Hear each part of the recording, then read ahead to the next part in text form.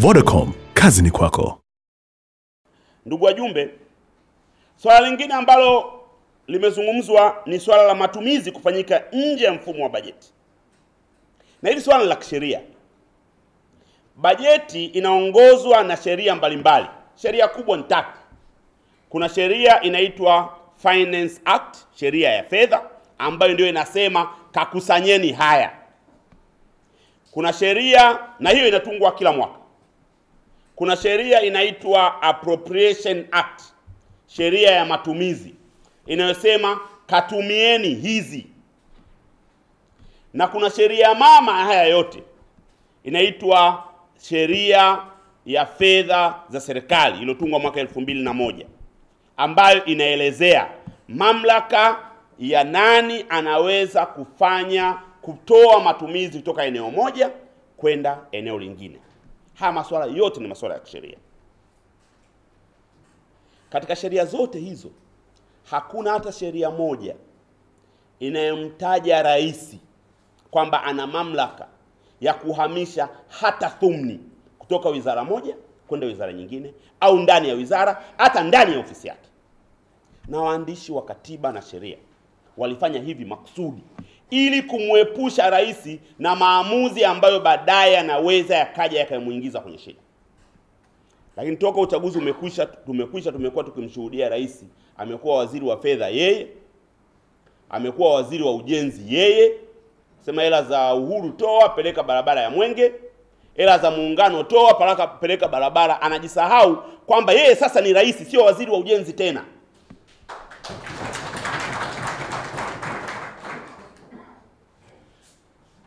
Kwa mujibu wa kiongozi wa upinzani bungeni, wizara ambayo rais alikuwa anaongoza, bajeti yake iliyopitishwa na bunge mpaka sasa matumizi yake yamezidi mara 4. Bunge lilipitisha bilioni 150, mpaka sasa, na mnukuu kiongozi wa upinzani bungeni, wameshatumia bilioni 600, mara 4 ya kiwango ambacho bunge lilipitisha. Sasa bunge linafanya kazi gani? Haya ndio maana nikasema ni mambo ya msingi sana kuweza kuyafanyia kazi na sio hoja za kupuuza. Tukipuuza leo, rais anaweza kuamua jambo lolote na nchi kaingia katika taharuki kama tusipomzuia sasa. Lazima tumkatalie ili ajifunze kufanya kazi kwa mujibu wa katiba na sheria za nchi. Na Mwalimu Nyerere alipata kusema kuna mambo rais akifanya ya hovyo wananchi wakatae, awe rais au rais squared. So maneno yangu haya ni maneno ya Mwalimu Nyerere, na lengo la kusema hivyo ni kuhakikisha ya kwamba tunaenda kwa mujibu wa taratibu zetu na sheria. Na leo CAG ametoa ripoti Dodoma saa 1 iliyopita. Ripoti yake inaonyesha kwamba kuna matumizi mengi ambayo serikali inayatumia nje ya bajeti iliyopitishwa na bunge, na bado serikali kupitia rais wanaendelea kufanya matumizi nje ya bunge. Jambo hili sisi kama chama cha siasa lazima tulikatae. Na dhana ya mamlaka, yani power, ni dhana ngumu sana. Ukilamba kidogo bila kuzuiwa utaendelea kulamba. Tumzuie rais kupoka madaraka ya vyombo vingine vya dola. Tumuunge mkono rais kutekeleza madaraka yake ya urais tu. Akihamia mahakama, akihamia bunge, tumzuie. Tusipomzuia itakuwa ni nchi inayoongozwa na mtu mmoja tu, na tusikubali hiyo. Swala lingine ambalo liliibuliwa ni swala la miongozo, Kiingereza wanaita instruments. Hili swala linaendana na swala la kwanza la matumizi.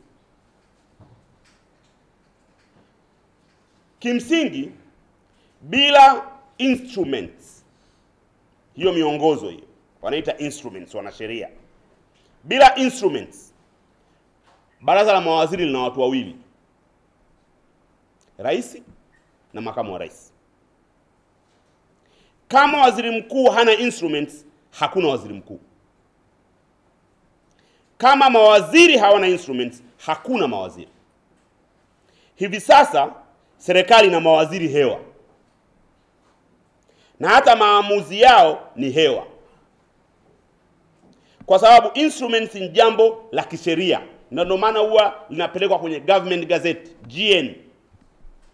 Unaapa, unakabidhiwa instrument. Instrument ndo power. Mawaziri mpaka leo hawajakabidhiwa. Kwa nchi na mawaziri hao, rais na makamu wa rais. Hao wengine wote hawa ni wachekeshaji wa mfalme, hawana mamlaka.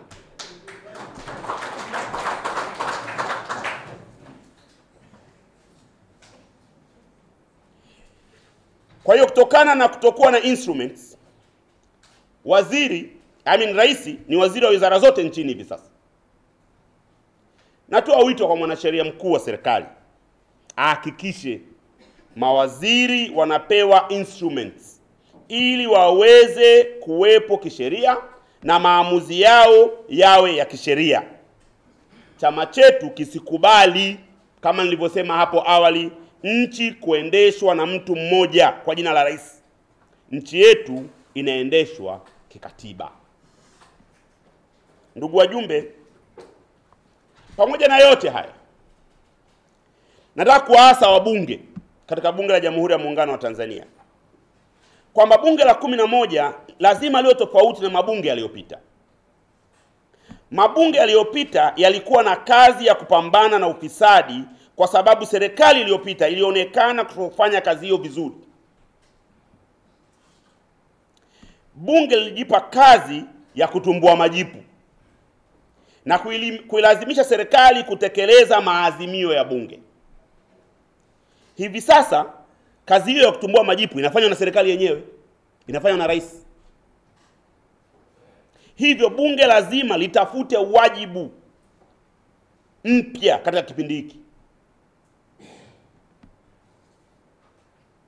Kwa mfano, ni dhahiri nafasi ya wazi kabisa ni katika kuarticulate mwelekeo wa nchi na kujenga mfumo madhubuti wa uwajibikaji. Hii ni nafasi ambayo haifanyiwi kazi sasa hivi. Bunge linaweza likajipa kazi hii. Kwa pamoja na kwamba serikali kuna hatua inachukua, lakini lazima kuwe na mfumo, bunge lifanye hiyo kazi ya kuujenga huo mfumo, kuwawajibisha watu. Tusifanye mambo yanayotarajiwa. Tutafanya kama, mfano kutoka bungeni, jambo ambalo linatarajiwa, halafu tunarudi tena. Kwa wananchi wanajua, hao wametoka, kesho watarudi. Haya ni mambo ambayo yanatarajiwa, sio mapya. Lazima tuwe innovative kwenye siasa. Lazima tufanye mambo mengine yatakayoshinikiza serikali kutekeleza yale ambayo tunayataka, sio yale ya kila siku, kwa sababu hayaleti mabadiliko yoyote.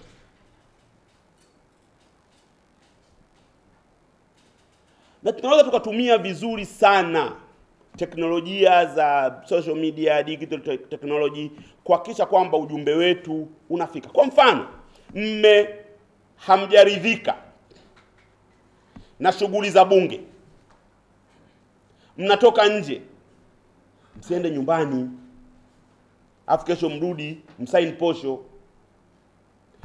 Kaeni na wananchi wa Dodoma, muwe na bunge la wananchi, muyaseme yale ambayo ungeyasema mle ndani,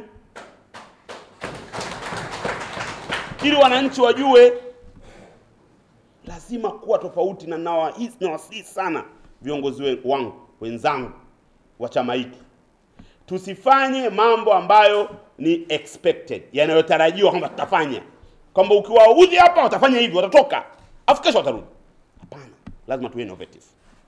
Na huu ndo usia wangu kwa wabunge na wengine. Baada ya kurudi safari jana, nimewaambia, leo asubuhi nimewauliza kuna nini huko, kama bana tunarudi ila hatutaongea. Nikasema ndio mmefanya nini? Haina maana. Kwa nitawasiliana nao wenzangu, tuwashauri, wakatae kutekeleza ushauri, lakini tuwashauri.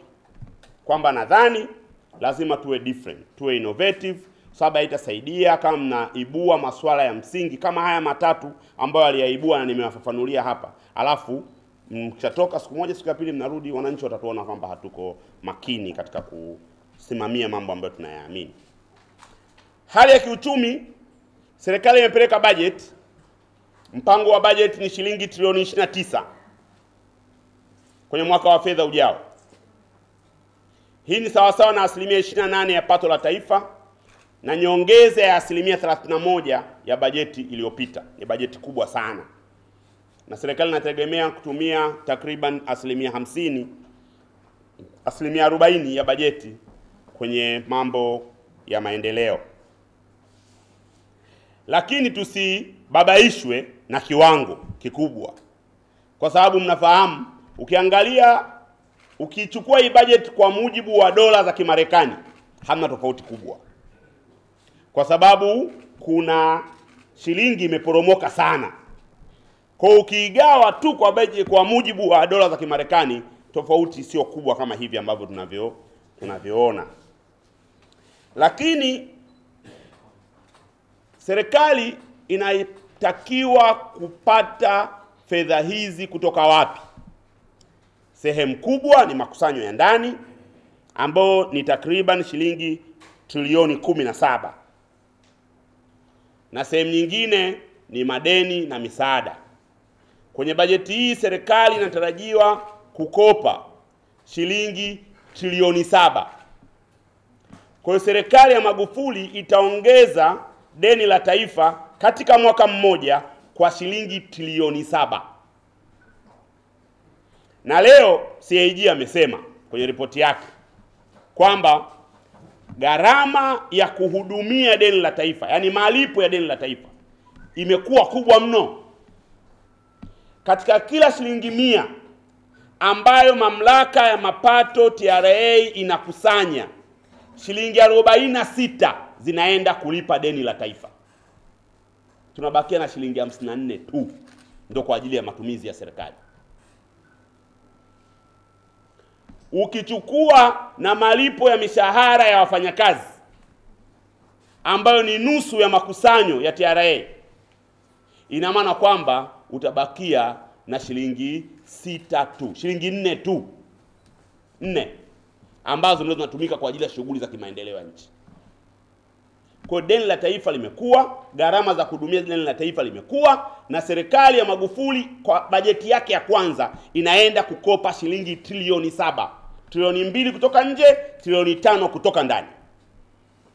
Kwa mnaweza mkaona ni namna gani ambavyo bado ni yale yale, CCM ni ile ile.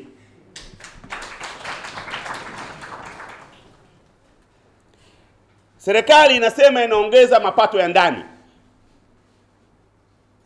kwa trilioni 17. Na nina wasiwasi sana kama wachumi wa serikali waliikalia bajeti hii vizuri, kwa sababu theluthi ya mapato ya serikali inatoka bandarini, ni customs, ni ushuru wa forodha, theluthi, yani 1/3. Katika kila shilingi 100 inayokusanywa, shilingi 33 zinatoka bandarini. Taarifa ya mwezi Februari ya Benki Kuu ya Tanzania, Monthly Economic Review, inaonyesha mizigo bandarini imeshuka kwa asilimia 40, 40%. Kwa mnaweza mkaona ni kwa kiwango gani mapato bandarini yatashuka, kwa sababu hiyo mizigo ndio ambayo inatozwa kodi.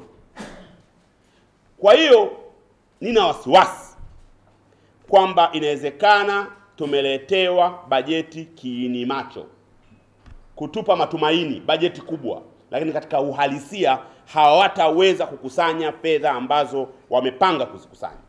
Na matokeo yake ni nini? Vijana wetu wa machinga wanaotembea wakiuza bidhaa ndio watakaodakwa kwa ajili ya kulipa sehemu kubwa ya kodi, kwa sababu lazima serikali itafute namna ya kuweza kuongeza kodi hizo.